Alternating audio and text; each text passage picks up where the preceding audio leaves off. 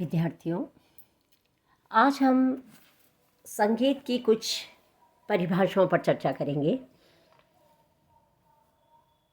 अभी जो हम पहली परिभाषा ले रहे हैं वो है मीण।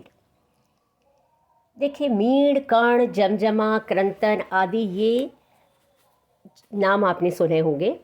ये सब जो है अलंकरण है। किसी भी गत या बंदिश को जब हम प्रस्तुत करते हैं तो हम मीण, कर्ण, गमक इत्यादि इन अलंकरणों से ही उसको सजाते हैं। तो इसमें जो सबसे पहली शब्दावली हम ले रहे हैं वो है मीण। मीण यानी ध्वनि को बिना खंडित किए जब किसी भी स्वर से 2, 3 अथवा 4 स्वरों तक आगे या पीछे उच्चारण किया जाता है तो वो मीण कहलाती है। जैसे ध, नि, सा। इस स्वर को यदि मीण द्वारा उच्चारित करेंगे तो ध से सा तक पहले ध को उच्चारण करके आवाज़ को बिना खंडित किए हुए नी को कोमलता सहित स्पर्श कर सा तक जाना होगा।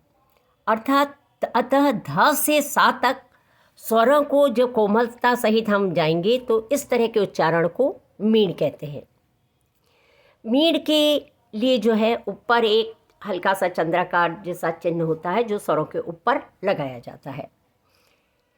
मीण जो है वो गायन और वादन दोनों में ही प्रयुक्त होती है। अगला शब्द है कण।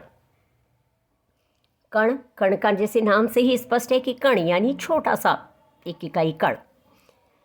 जब किसी स्वर को उच्चारण करने के पहले उसके आगे या पीछे के स्वर को थोड़ा सा स्पर्श कर लिया जाता है तो उसे कण कहते हैं। जैसे पा, पा। यहाँ इसको लिखने के लिए जैसे पा पा नीचे लिखा जाएगा, उसके ऊपर जो है साइड में माँ माँ ये लिखा, तो यहाँ ये मतलब हुआ कि प के उच्चारण से पहले माँ को थोड़ा सा स्पर्श करना होगा। अतः माँ को का जो है वो उसको कण, वो कण कहलाएगा। अर्थात ये पंचम पर मध्यम का कण है। कण को जो है अलंकारिक स्वर यानी ग्रेस नोट भी कहा जाता है। इस प्रकार आगे जो है एक जो अगला शब्द है वो है जमजमा। ये क्रिया जो है मुख्यतः सितार वाद्य में प्रयुक्त होती है। जब सितार में 2 स्वरों को एक साथ तथा एक दूसरे के बाद एक ही आघात में जल्दी जल्दी बजाने से जो एक प्रकार की हिलती हुई आवाज़ उत्पन्न होती है यानी कंपाइनमेंट एक अवध्वनि से उत्पन्न होती है, उसे जमजमा कहते हैं। जमजमा जो है वो दोनों उंगलियों की सहायता से बजता है। पहली उंगली पर्दे पर स्थिर रहती है एवं दूसरी से इस प्रकार की हरकत की जाती है जिससे जमजमा पैदा होता है। जैसे ग, मग, मग, मग। अर्थात मग, इन 2 स्वरों को जमजमे की तरह बजाने के लिए बाएं हाथ की तर्जनी जो है वो गंधार के पर्दे पर रखेंगे। फिर मिजराब जो है वो मैंने आपको पहले भी बताया हुआ है कि ये सितार वाद्य को बजाने के लिए एक ये मिजराब जो है प्रयुक्त होता है। इसको हम तर्जनी उंगली में पहनते हैं। तो जब ये जमजमा बजाएंगे तो हाथ की तर्जनी को हम गंधार के पर्दे पर रखेंगे। फिर मिजराब से बाएं हाथ से बाज के तार पर, बाज यानी जो पहला सितार का तार होता है, उस पर जोर से आघात कर गंधार स्वर पर तर्जनी को स्थिर रखेंगे तथा मध्यमा से यानी अपनी मध्यमा उंगली से माँ के पर्दे को जल्दी जल्दी छूकर हटाएंगे। इस प्रकार दोनों उंगलियों की हरकत से उत्पन्न होने वाली कंपित ध्वनि जो है उसको जमजमा कहते हैं। अगला जो हम शब्द ले रहे हैं वो है गत। अक्सर आपने सुना होगा कि गत जो है ये जो है जिस प्रकार गायन वाली में बंदिश होती है, बंदिश कहलाती है कोई भी रचना, उस प्रकार स्वर और तालबद्ध जो रचना सितार और सरोद, वायलिन आदि साज पे बजती है उसको गत कहते हैं। यानी किसी राग के स्वरों की तालबद्ध रचना जिसमें स्थायी और अंतरा ये दो भाग होते हैं, तथा जो वीणा, सितार, सरोद जैसे वाद्यों पर बजाई जाती है गत कहलाती है। गत जो है मुख्यतः दो प्रकार की होती है, एक मसीत खानी गत यानी विलंबित गत, दूसरी रजा खानी गत या द्रुत गत।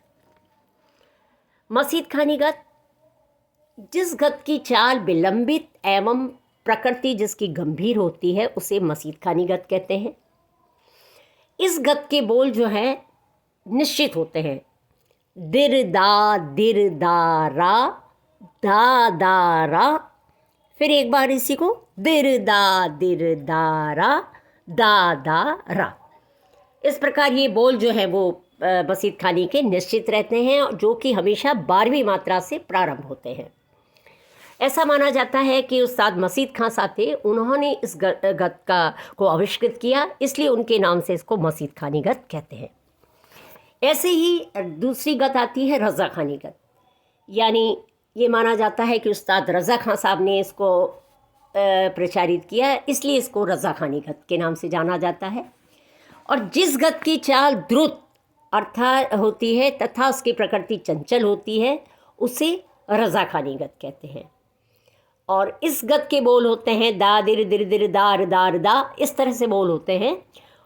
और ये गत के बोल के जैसे मसीत खानी गत के लिए तो ये नियम है कि वो 12वीं मात्रा से ही प्रारंभ होगी, लेकिन रज़ा खानी गत में इस तरह का नियम नहीं है। वो पहली मात्रा से, 7वीं से, 12वीं से, 9वीं मात्रा से कहीं से भी प्रारंभ हो सकती है, इस तरह का नियम उसके लिए नहीं होता। तो इस तरह से दो प्रकार की गतें होती हैं, मसीत खानी और रज़ा खानी गत। अगला जो शब्द हम ले रहे हैं वो है क्रंतन। जमजमा की भांति क्रंतन जो है ये भी सितार पर ही बजने वाला प्रक्रिया है। जैसे सितार में किसी भी स्वर से जब उसके नीचे के स्वरों पर मिजराब से बाज के तार पर आघात कर, जब एक ही आघात से जल्दी से बाएं हाथ की तर्जनी और मध्यमा की हरकत से जो ध्वनि उत्पन्न होती है, यानी स्वरों का जब बहुत द्रुत प्रयोग होता है तो वो क्रंतन कहलाता है। अगला शब्द हम ले रहे हैं जोड़ आलाप, यानी आलाप जो है किसी भी राग का धीमी गति से विस्तार जो है आलाप कहलाता है।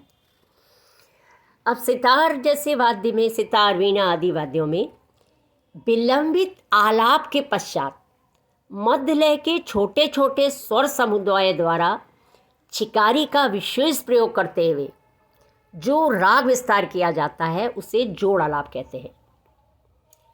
जोड़ जो है वो हमेशा विलंबित आलाप के बाद बजाया जाता है।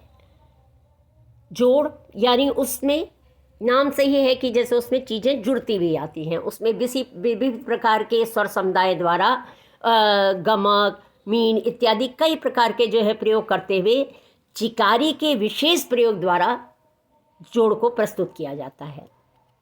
और जोड़ जो है हमेशा मध्य लय में बसता है, और आलाप जो है गंभीर प्रकृति का होता है, तो जोड़ में क्योंकि एक लय आ जाती है उसमें यह चंचल प्रकृति का होता है।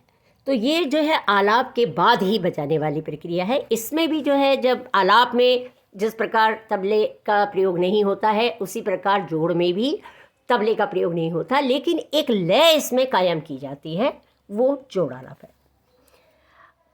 इसका अंतिम जो शब्द ले रहे हैं वो है झाला। सितार में बाज के तार एवं चिकारी के तार पर, चिकारी जो लास्ट तार होता है, सितार में 7 तार होते हैं मुख्यतः, जो पहला तार बाज का कहलाता है और अंतिम तार जो होता है वो चिकारी का होता है। तब सितार में जब बाज के तार एवं चिकारी के तार पर सीधी तथा उल्टी मिजराब से समान लय में ध्वनि को बिना खंडित किए हुए बजाने को झाला कहा जाता है। तो झाले में इसलिए मुख्यतः जो बोल प्रयुक्त होते हैं दारा रा दारा रा दारा रा दारा रा दादा रा दादा रा दारा रा दारा रा दारा दारा रा दारा रा दारा, इस प्रकार प्रयुक्त होते हैं। और झाले के भी मुख्यतः 2 प्रकार होते हैं, एक सीधा झाला और एक उल्टा झाला। यानी जिस झाले का प्रारंभ सीधी मिजराब से होता है वो सीधा झाला कहलाता है। जैसे दारा रारा दारा रारा, इसमें दा जो है वो बाज के तार पे और रार जो है वो चिकारी के तार पे बसता है।